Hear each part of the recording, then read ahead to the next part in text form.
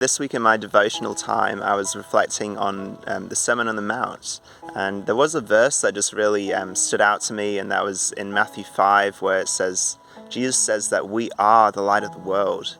And yeah, it just struck me that what a huge responsibility and privilege that is.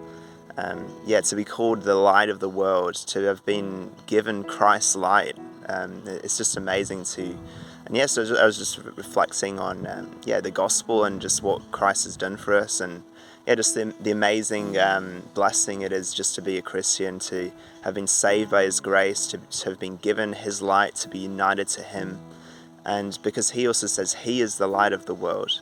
I think that's just amazing, and it's also, as well as being a great privilege, it's also a huge responsibility as well. That we have been given this task to share the light of Christ to a very dark place, and it is a very dark place in the world right now. There's a lot of people struggling right now. There's a lot of people suffering. We know what's happened in the Middle East is very tragic, and I think the temptation with the whole Israel-Palestine thing is just to get lost in all the politics, to get lost in taking sides, to get lost in whatever our favorite tabloid newspaper is saying. And so instead of getting lost in all the tabloids and politics, I just encourage you to just think of how you can shine the light of Christ, to reflect on just the gospel and what Christ has done for us, and also to think about how we can shine that same light to others, especially in these dark times.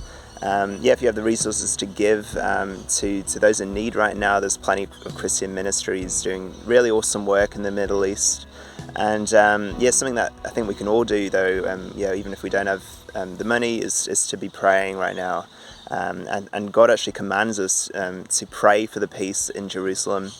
And I think we're seeing this is very important to do right now. As the prayer is so powerful, and that's partly why I decided to even just a few days ago I came up with the idea to write a song for those who are struggling in the Middle East. And God has strengthened me to be able to come up with this song much quicker than I expected.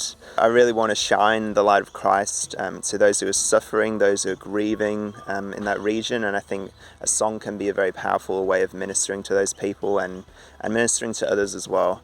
And so I only came up with this song just after meditating on these verses and thinking through things. And so be sure to tune in next Friday. I hope you like the song, and otherwise, God bless, and I'll see you next time.